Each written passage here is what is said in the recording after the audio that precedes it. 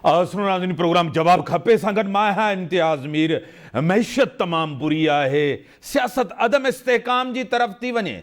जिए तो फवाद चौधरी साहब खाना जंगी जी गाल करे तो बिलावल भुट्टो ज़रदारी साहब लंडन में मुलाकात कंदो मोहतरम जनाब मोहम्मद मियाँ नवाज शरीफ साहब सां मियाँ साहब सां हिकिड़ी अहम मुलाकात थियण थी वने।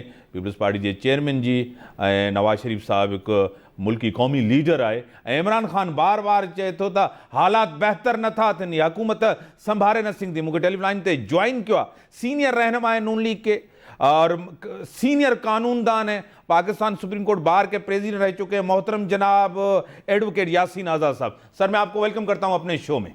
वालेकुम सलाम सर।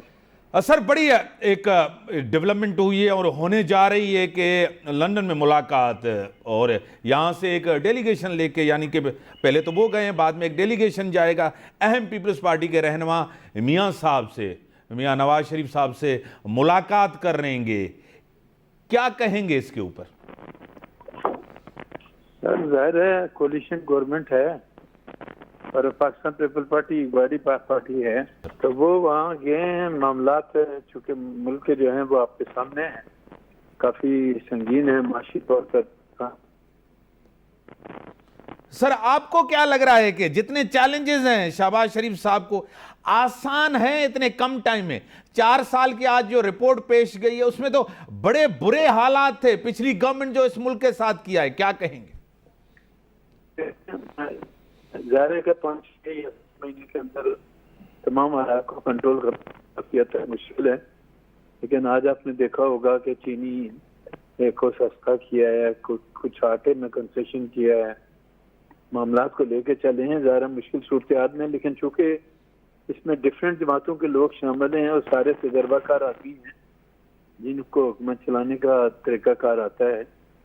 तो पीपल पार्टी हो गई, मौलाना के आदमी हो गए या मुस्लिम लीग नून हो गई, तो अगर ये तमाम लोग अपने ज़ाती इख्लाफात में ना पड़ें और मुतफ़िक़ा तौर पर मुल्क के हालात को कंट्रोल करने की कोशिश करें, सूरत हाल को बेहतर बनाने की कोशिश करें, माशी सूरत हाल को कंट्रोल करने की कोशिश करें, तो मैं ये समझता हूँ कि कोई चीज़ मुश्किल नहीं होती है। नीयत साफ होनी चाहिए और नीयत साफ हो, पूरी ईमानदारी और दयानतदारी के साथ सिचुएशन को कंट्रोल करने की कोशिश अगर मुश्तरका तौर पे होगी तो हालात इंशाल्लाह काफ़ी बेहतर हो जाएंगे। मुझे तो उम्मीद है कि मियां शहबाज शरीफ की निगरानी में उनकी ज़ेर क़यादत मामलात काफ़ी हद तक बेहतर होंगे। आज कैबिनेट के इजलास में जो उन्होंने खिताब किया वो भी आपके सामने है, बड़े खुल के उन्होंने सूरत हाल पाकिस्तान के 22 करोड़ आवाम के सामने रखी है। तो मैं समझता हूँ कि इंशाल्लाह ताला आप देखेंगे कि जो सिचुएशन आखिर किसी न किसी ने आदमी ने पाकिस्तान की सूरत हाल को कंट्रोल तो करना है सही, लेकिन ये बात दुरुस्त है कि PTI जो इस मुल्क का अशर बना के गई है उसको संभालने में काफ़ी वक्त चाहिए। और मैं तो ये समझता हूँ कि ये जो हुकूमत है कोशिश करें कि जितना जल्द मुमकिन हो फ्रेश मैंडेट लें, मैंडेट लेके दोबारा इलेक्शन में जाएं और फिर एक मैंडेट फुल मैंडेट लेके आएँ ताकि सिचुएशन को कंट्रोल करें। और आपने देखा होगा कि बहुत सारे ममालिक, मुस्लिम ममालिक हों, चाइना हो, उन्होंने मियां शहबाज शरीफ को मुबारकबाद भी दी और आपने तावन का यकीन भी दिलाया। मुझे उम्मीद है कि इंशाअल्लाह ताला हालात बेहतर होंगे, क्योंकि मियां नवाज शहबाज शरीफ के पास तजर्बा है, वो काम करना जानते हैं, हालात को कंट्रोल करना जानते हैं। तो जो पहले है हमारा वज़ीर आज़म था वो तो आपको पता है, या तो आप मैदान जंग में जाके खेल लें या सियासत कर लें। तो मैदान जंग में खेल खेलने वाला आदमी जो है वो ज़रूरी नहीं कि अच्छा सियासतदान भी हो, और 3.5 साल के अंदर जो हालत वो बना के गए। और आप फवाद चौधरी का नाम लेते हैं, फवाद चौधरी का ताल्लुक हमारे प्रोफेशन से है, लेकिन मैं उसकी किसी बात को संजीदगी से नहीं लेता। मैं तो समझता हूँ कि शहबाज गिल में और फवाद चौधरी में कोई फ़र्क नहीं है, एक ही तरह के लोग हैं, सिर्फ डायलॉग बोलना जानते हैं, काम करना नहीं जानते हैं। उनको कहें कि जो हकीकत है आपके जिम्मे ये आया कि आपने तोशा खाना से इतना पैसे लिए, सही, तो साबिक प्राइम मिनिस्टर ने नारा लगा दिया मेरे तोहफे मेरी मर्जी। पहले नारा लगा था मेरा जिस्म मेरी मर्जी, आप नारा लग गया मेरे तोहफे मेरा मर्जी। अगर इस तरह के नारे लगने लगे तो फिर हालात काफ़ी ख़राब होंगे। और अभी आपने देखा कि इस्लामाबाद हाई कोर्ट ने आर्डर किया है तोशा खानी के जो है पूरी लिस्ट जो मुझे साहब का प्राइम मिनिस्टर के जो दौर में की गई उसकी लिस्ट पेश की जाए। और मैं ये समझता हूँ कि तमाम तोहफा खाने जो तोहफे मिलते हैं हमारे सबराए ममलकत को वो सारे के सारे कौमी खजाने में जाने चाहिए।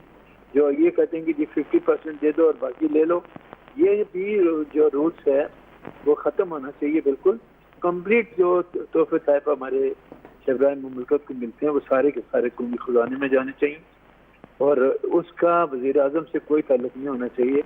मैं आज ही पढ़ रहा था कि हज़रत अबू बकर सिद्दीक़ के दौर में उन्होंने एक आदमी को कलेक्टर बना के भेजा ज़कात वसूल करने के लिए। ज़कात भी उसने काफ़ी जमा की और तोहफे टाइप भी जमा किए। तो उन्होंने कहा कि भाई ये तोहफे टाइप तो तुम्हारे लिए, ये भी कौमी खजाने में जाएंगे। तो आप उसको वो तोहफे टाइप जो है ना आपकी ज़ात को नहीं मिलते, आपके ओहदे को मिलते हैं। मैं तो यहाँ तक भी कहता हूँ कि जनरल परवेज़ मुशर्रफ को जो पैसा बाहर से तोहफे के तौर पे मिला वो भी वापस आना चाहिए कौमी खजाने में। सही सर, एक तो आपने जो कहा मेरा तोहफा मेरी मर्जी, अमेरिकन के साथ भी मिल रहे हैं, मुलाकातें भी हो रही हैं, दूसरी तरफ साजिश की भी बात करते हैं। इमरान खान ने यू टर्न भी बड़े लिए हैं। आपको कराची का जलसा, जिस तरह की उन्होंने बातें की आपको खुद पता है, मैशियत सियासत का इन्होंने जो हाल किया आपको खुद पता है। अब अवाम के ऊपर एक खान साहब कह रहे हैं कि अवाम बाहर निकलेगी और अवाम सब कुछ करेगी, बाहर की हुकूमत है, लाई गई हुकूमत है, इम्पोर्टेड हुकूमत है, उसको हम मंजूर नहीं कहते। क्या कहेंगे सर? ये हुकूमत आपको सिलेक्टेड करती थी, आप उनको इम्पोर्टेंट कहते हैं कि वो है। सवाल ये पैदा होता है कि नारा लगाना कोई मुश्किल काम नहीं है, आप जो मर्जी नारा लगाते रहे। सही, लेकिन नारा लगाने से पहले से जरूर सोचें कि जो आप नारा लगा के पब्लिक में आ रहे हैं उस नारे से आपकी ज़ात को तो फायदा हो सकता है, पाकिस्तान को फायदा नहीं हो सकता। तो इमरान खान को ये देखना चाहिए कि ये पाकिस्तान के 22 करोड़ अवाम ने अगर आपको किसी की मदद से आपको मौका दिया तो बेहतर यही था कि आप कुछ करके दिखाते। आपने कुछ किया तो है नहीं, और सिवाय चोर है, डाकू है, लूट गया, मार गया, मैं छोड़ूंगा नहीं। मैं पंजाबी फिल्म में बचपन में देखता था, सुल्तान राय भी अच्छे बढ़ के मारता था, सही, जिस तरह हमारा प्राइम मिनिस्टर बढ़ के मारता रहा। तो बहरहाल अल्लाह रहम करे इस मुल्क के। हमें पाकिस्तान के लोगों के मसाइल को देखना है, उनकी जो प्रॉब्लम्स हैं उनको देखना है, सूरत हाल को बेहतर बनाने के लिए अच्छे इक़दाम उठाने। और मुझे इस हुकूमत से पूरी उम्मीद है कि इंशाअल्लाह ताला वो हालात को काफ़ी हद तक बेहतर बनाएंगे। यासीन आज़ाद साहब, आप एक सीनियर कानूनदान भी, आपको खुद पता है जो आइन शिकनी हुई, आपको पता है आइन का आर्टिकल 6 के वायलेटर्स तो बहुत हैं इस मुल्क में। परवेज़ मुशर्रफ साहब भी थे, उसके ऊपर अमल नहीं होता। आपको लग रहा है कि आइन शिकन जितने भी हैं और जिन्होंने ये सब चीज़ें की हैं उनको सज़ा होनी चाहिए, सज़ा मिलनी चाहिए? बिल्कुल काबिल सज़ा है। आप मिसाल के तौर पर प्रेसिडेंट ऑफ पाकिस्तान है, तो उसने तो पाकिस्तान के दस्तूर के मुताबिक वोट लिया हुआ है। उसको किसने इस बात की इजाज़त दी है कि वो ये कहे कि मैं कैबिनेट का वोट लेने के लिए तैयार नहीं हूँ? तो क्या ये आइन शिकनी नहीं है? क्या आप वोट लेने से इनकार कर देते हैं?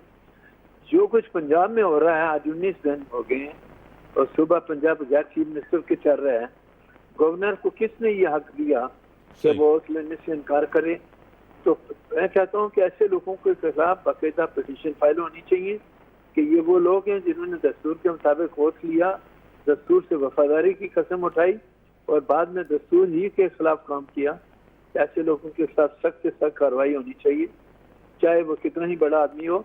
और अगर अलवी साहब या गवर्नर कोई जो है PTI का, उनको अगर बहुत ही ज्यादा तकलीफ है तो कम से कम इस्तीफा दे के घर के चले जाएं, लेकिन आईनी बहरान पैदा करने की कोशिश मत करें। इससे पाकिस्तान का नुकसान है, पाकिस्तान के लोगों का नुकसान। बड़ी मेहरबानी मोहतरम जनाब एडवोकेट यासीन आज़ाद साहब का पॉइंट ऑफ व्यू आपके सामने आ गया। नरबिक जो टाइम था ब्रेक हम